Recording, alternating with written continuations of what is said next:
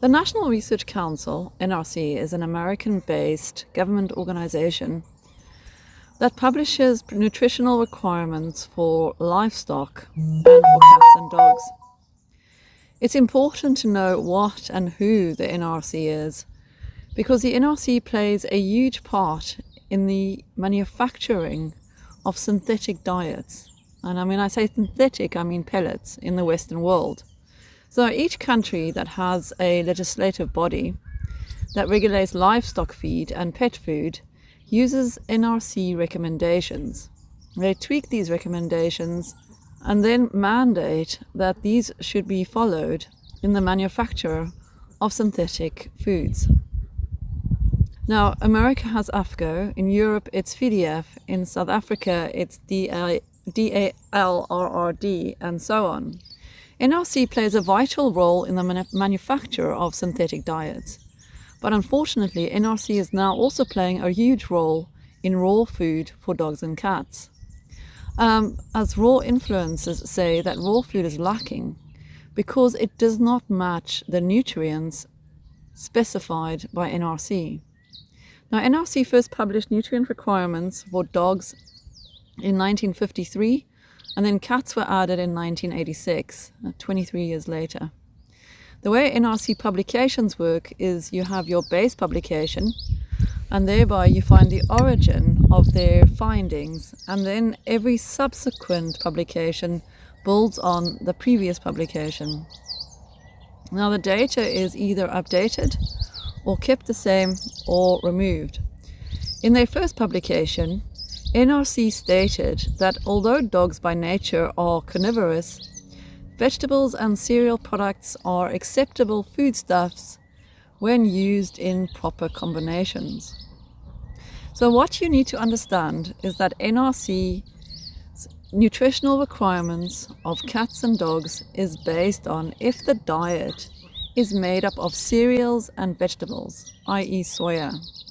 NRC doesn't carry out any of their own experiments or studies.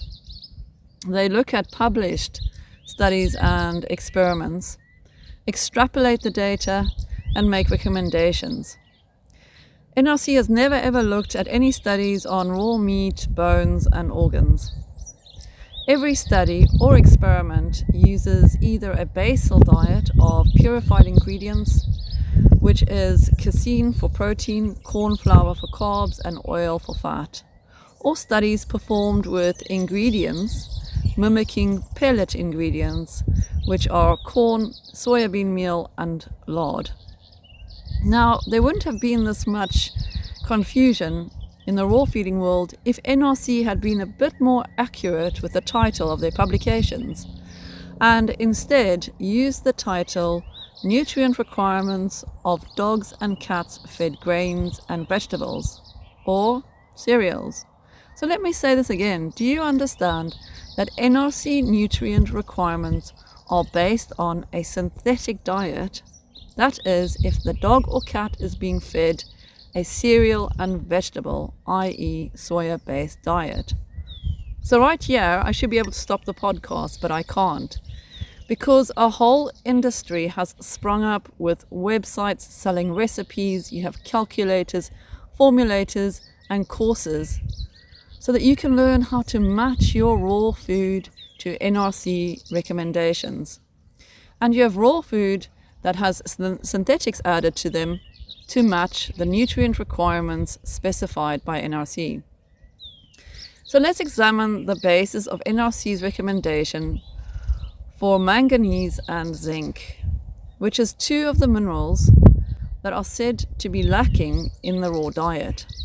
So initially, because livestock have a requirement for manganese and zinc, researchers speculated, well, then dogs must also, and cats must also have a requirement for manganese and zinc. So researchers looked at the amount of manganese and zinc used in a synthetic mineral salt used for 6-day-old calves, and initially used these amounts for the recommendation for dogs and cats, and this specifically for manganese and for zinc. So basically, the recommendation for manganese is a thumbs up. And according to NRC, a clinical deficiency of manganese has never been reported. So now the 4 types of manganese that are used in pellets are manganese carbonate, manganese chloride, manganese oxide, and manganese sulfate. And the bioavailability ranges from 1 to 5%. Now, the recommendation for manganese is 1.75 milligrams per 1000 kcal. So let's be generous and take 5% bioavailability and multiply that by the requirement of 175 milligrams. So the actual amount that's being absorbed is 0.08 milligrams per 1000 kcal. Now, I had chicken necks analyzed for the mineral content, and the manganese works out to 1.58 milligrams per 1000 kcal. So to say that the raw diet is lacking in manganese is nonsense. On paper, 1.75 milligrams is added to pellets, but in reality, only 0.08 milligrams is absorbed. Whereas if you feed chicken necks, 1.58 milligrams is 100% bioavailable to be absorbed as required. Now, with zinc, further studies were done in the latter years.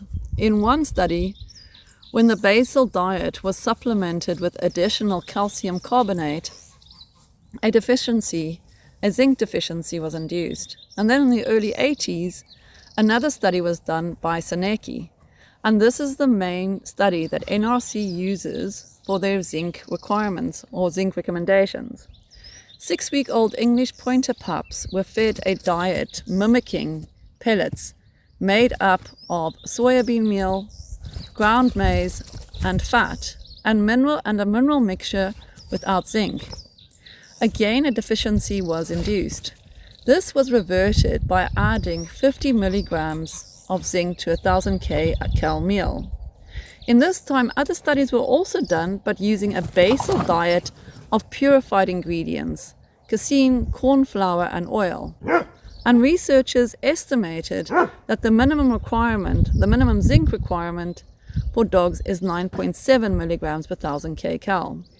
However, to make allowances for the fact that phytic acid found in grains and soya inhibits the absorption of zinc, NRC took Seneki's study recommendation and uses this as the reference for their recommendation of 25 milligrams per 1000 kcal.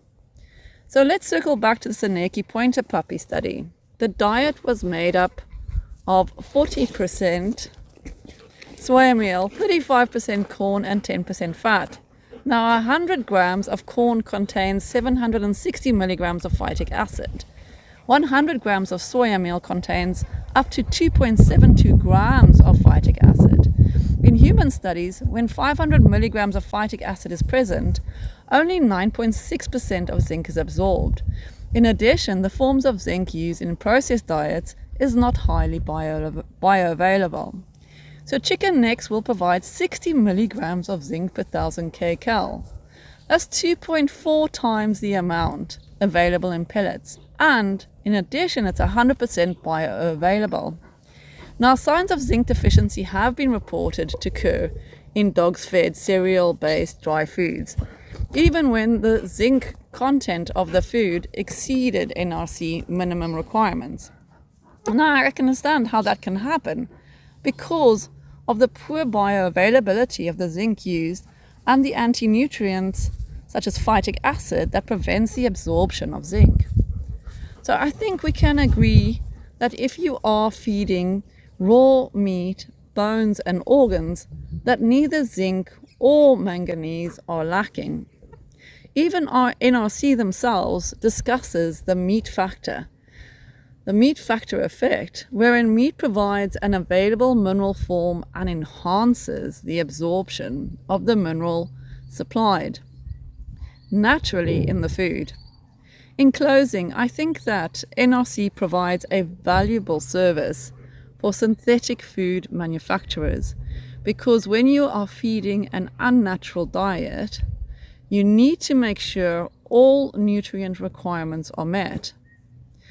In the 80s, thousands of cats died because taurine, which is an essential amino acid for cats, and only available in animal flesh and not in dried grains, so then synthetic form needs to be added to the diet. NRC is also good for a checklist to consider if you are adding vegetable to your raw food, because of the anti-nutrients in vegetables that interfere with the digestion and absorption of protein and minerals. I also think that if you are feeding a processed diet of mechanically deboned meat, now mechanically deboned meat is heat processed and is very high in minerals, and you don't quite know if all the amino acids are intact because it's gone through a high heat, and specifically lysine is a heat sensitive amino acid. So if you're feeding MDM, then definitely I think you should be looking at NRC requirements. But if you are feeding whole, raw, unprocessed, raw meaty bones, meat and organs, then I don't think there is an issue, and NRC requirements does not have to be met. Thanks for watching.